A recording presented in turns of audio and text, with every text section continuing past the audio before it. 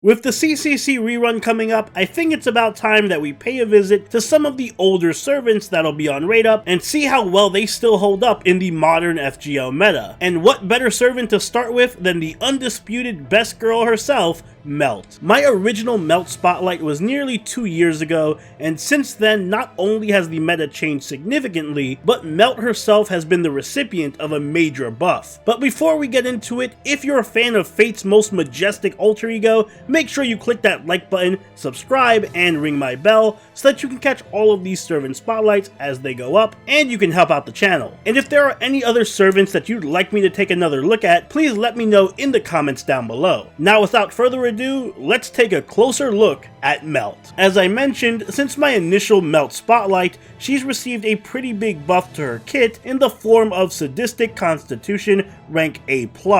Unfortunately, this is a buff that she won't be receiving in NA until July of next year, but it is an upgrade to her second skill that grants her an additional buff which increases her crit damage by 15% every time that she lands an attack for 3 turns. This includes all of her cards as well as her extra attack, and the buff does stack. So to put it simply, if Melt hits an enemy with her quick card for example, she'll gain a 15% buff to crit damage for 3 turns. But if she unleashes a Brave Chain, then she'll get a 60% buff to her crit damage since the Brave Chain is composed of 4 attack cards. And this buff, which grants Melt extra crit damage on attack, will itself last for 3 turns, which means that Melt can stack these crit buffs over the course of 3 turns so long as this skill is active. This skill may sound simple on the surface, but there are actually a lot of layers to it and it's quite abusable.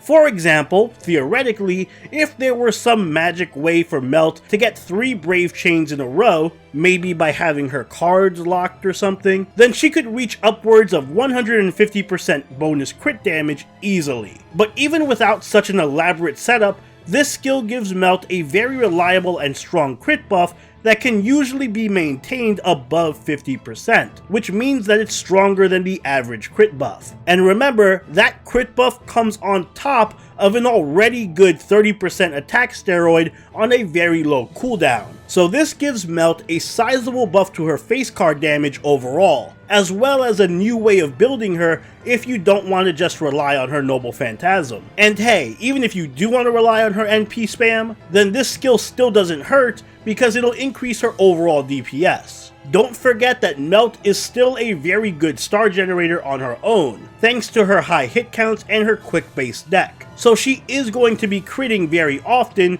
without even trying. Extra damage is always appreciated, but if you recall in my original spotlight for Melt, my main issues with her at release were her selfish playstyle, the inherent weaknesses of her class, and her high skill floor. So does this modern Melt still suffer from any of those issues? Well, to a large degree, she doesn't. Melt is definitely a servant who has only gotten better over time, and I'd say she's in a better position now than she was even at release, which is saying a lot because she was top tier at release. Because her third skill weakens the NP strength of all of her allies, she can still be selfish and hard to use alongside other offensive servants. However, the quick meta has evolved significantly in the past 2 years, and there are a lot more quick supports who can facilitate a lot of different playstyles for Melt, which in turn makes her more flexible and easier to use. The extra crit damage that she gains access to after her buff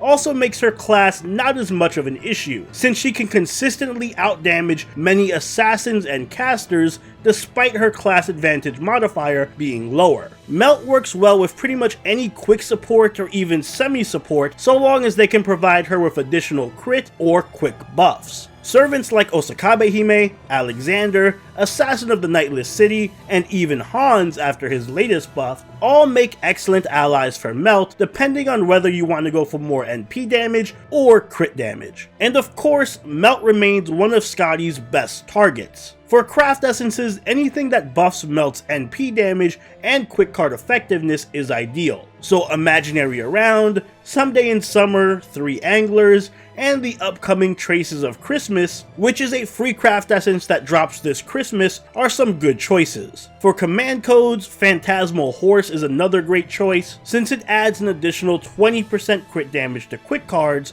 which synergizes very well with Melt's own crit buff. Overall, Melt has not only managed to stay on top of the meta, but she's actually gotten even better. There are many more support options available to quick servants now, which gives her a little more flexibility and cohesion with different team comps. Her versatile kit is still one of the best in the game for dealing with bosses and challenge quests, and her upcoming buff in NA is going to fix a lot of those minor damage issues that she had, which is going to make her a much more explosive DPS. If I were to levy any complaints against Melt, it would be that she still retains a pretty high skill floor, which can make her challenging for newer players to use, and of course, she still doesn't play well with other offensive servants. But all in all, Melt gets an A+ from me. In my opinion, she is the best of the alter egos, and I highly encourage everyone to consider rolling for her if you lack a good caster, assassin, or rider, or if you're just looking for a servant who can reliably handle endgame content and challenge quests. And those are my thoughts on Melt, as if you needed any more reasons to roll for her. But what do you think? Let me know in the comments down below,